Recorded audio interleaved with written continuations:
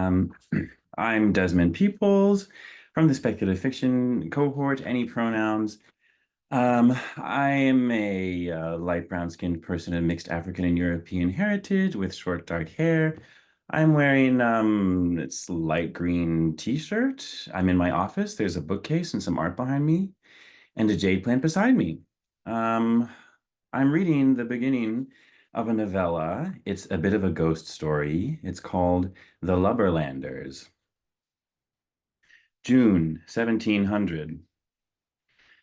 There is a ship we understand now riding in the river. 'Tis newly come from Lubberland, the like I think was never.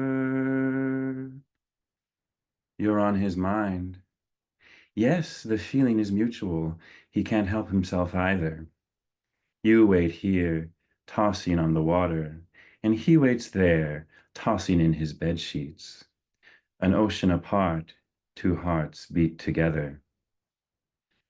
The port of London stank like a burly farm boy, but no such lucky distractions for Aubrey Hall.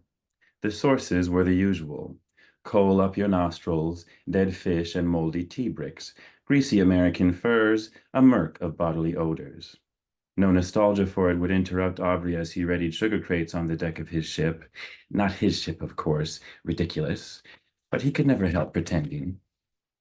Kingston had smelled rawer than most harbors, and rolling out behind it was juicy, flowering Jamaica. Aubrey had thought only of that town through the whole Atlantic crossing. It was his fantasy of choice when the captain beat him for smoking after hours.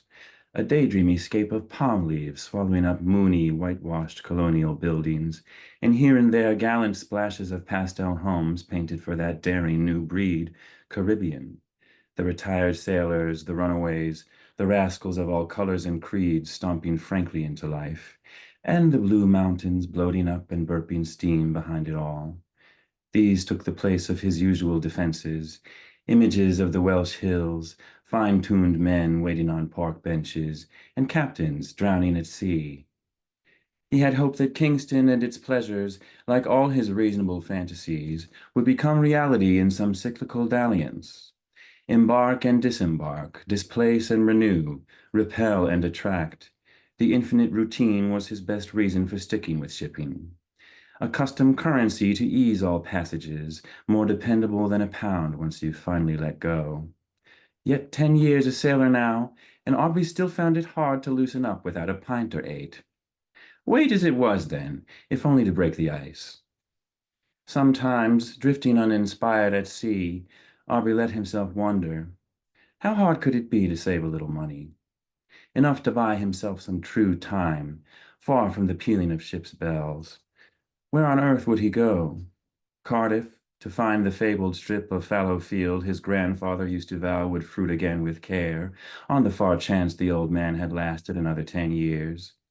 Out to Stonehenge, as his mother had often daydreamed and never managed.